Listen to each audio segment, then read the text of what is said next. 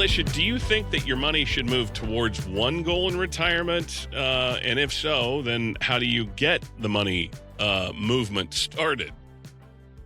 This is such a good question. Yes. Probably one goal would be, what do you want your lifestyle to be? Okay, that's my really generic answer there.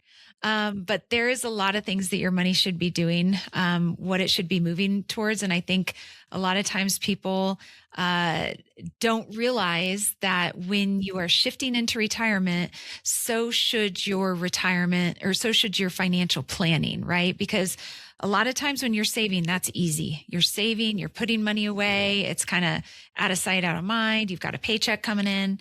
But when you are in retirement, it is completely different. And now there's a lot of different planning that you need to do, as in, where's the money coming from? You're taking money out of your portfolio, which, let me tell you, that drives a lot of people crazy. They're like, oh, this feels so hard. Should I be doing this? I've saved, and now I'm using this. It just feels wrong. So there is kind of different buckets, if you will. Like bucket number one, that's money that you're going to be using right now as your lifestyle. And, meanwhile, you've got a couple of different other buckets, some that are more short term that you're going to be using, maybe say 2, 3, 5 years, and then a longer term bucket. And so with these different, timelined buckets, you're going to be investing them a little bit differently. So, this isn't just like park your money and, this is what it's doing and like set it and forget it. It is a very intentional, purposeful strategy when it comes to retirement planning. And same with your lifestyle. I think this is something that people kind of revolve their lifestyle around what their finances look like, where we do it completely differently, where we say, let's revolve how we're building your plan and your investments around what you want in your lifestyle and retirement. Because what that does is it allows you to say, okay, well, what do I want to do? Maybe, and I know I've said this so many times, but it's because we see it so many times where people are like, well, I'm young, I'm healthy, I want to go, right? We're in our go years. And so that takes more money. That's going to take more income. And so structuring your retirement that way and recognizing that, hey, maybe in your 80s, you're not going as much. Although my grandparents, they, traveled until a month before they died. Now they weren't doing world travel, but they were doing, more road trips and things like that. So I think it's important to recognize that it's okay to spend your money in retirement. And that's a huge hurdle for some people to get over. But also recognizing that how you structure your portfolio and your investments should really have a lot to do with what you want your life to look like. Alicia mentioned your go-go years. Well, they wrote the book called Peace Out, Retire into Your Go-Go Years. You can get your own copy, 970-446-1234. You can call and request it. You can text the word book, B-O-O-K, to 970-446-1234 for your own copy, or you can go to laymanlewis.com on the web and request a copy there. Many ways to get a copy of Peace Out, Retire into Your Go-Go Years. Yeah, there you go. If you're watching on the web stream, congratulations. You've seen the cover, and now you know you want it. All right, Josh, a lot of folks have been working hard, and they saved that money in that 401k, that IRA. I mean, they've built up pretty significant wealth. I mean, with the way the stock market has been really since 2010, yes, we had the dip in COVID, and we had the 2022 year. But when we're ready to stop and retire, it's not just about having that pool of cash. It's about turning that savings into a regular paycheck, making money work for you, not you doing the work. So how do you flip mindsets, but also flipping that savings into that reliable cash when we retire? Yeah, this is a very common thing where a lot of people, start looking at money differently, or they should start looking at money differently.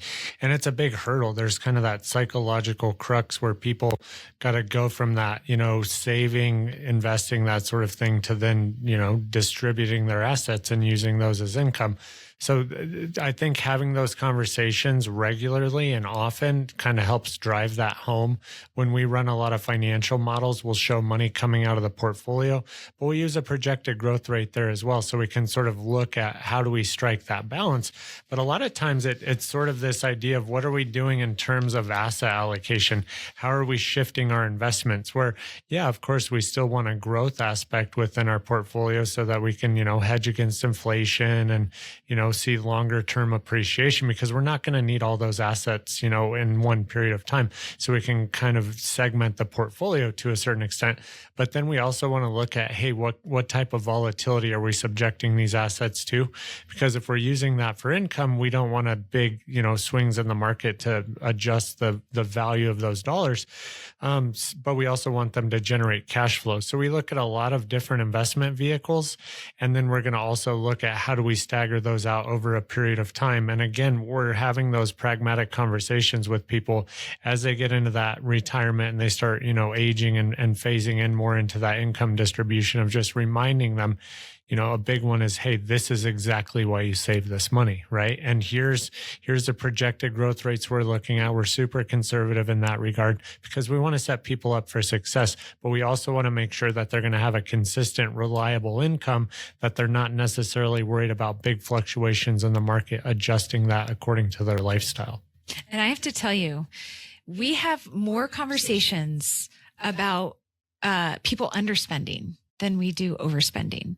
And it is actually a problem if if you're not getting coached on how to spend money when you're in retirement, chances are you are probably underspending. And that's no life to live. This is what you've saved it for, right? Is so that you could enjoy it now. And so part of it is that coaching piece of like, no, you save this for now. Go enjoy it. And if you don't enjoy it, look at, okay, every time you don't go do this thing or, buy this thing or whatever it is, this is how much you're saving for your, heirs. And they're always like, oh, okay, I'll go buy that thing or I'll go on that trip or whatever.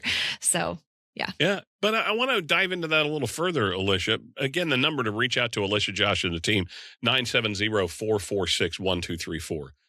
We talk so much about that retirement plan and why working with a financial professional and the 5 parts. I don't know if everybody truly appreciates income, investments, taxes, healthcare, legacy, working together. But when, I want to focus on, being what you two are, financial advisors for folks. How do we find the person that fits with us? How do you help as people, because again, you're trying to judge whether you want to work with them and they work with you. So how do you go through that process? Yeah, I mean, it is a process of really making sure that we're getting to know each other. I mean, it's really personal. I mean, really personal. This is something that you are, when you're choosing an advisor, you are trusting somebody with your life's work. And so making sure that that person is listening to you more than they're talking and really talking about your life more than like the investment. I mean, yes, that's important too. But what we always say is, the better we know you, the better we can advise you on how to invest your money, on how to plan your income, on how to help structure efficient taxes, on how to make sure that we're talking through healthcare stuff. Like what's some of your health history? What's some of your family history, your life expectancy, that sort of thing. And, do you want to leave a legacy? And at the end of the day, what do you want your life to look like? So a lot of these things, it's very, very personal. And so when we're walking through that, we know, sometimes it's scary when you're sitting down with us for the first time. And so again, we've done this for years. And so we know it is one of those things where sometimes people are like guarded a bit.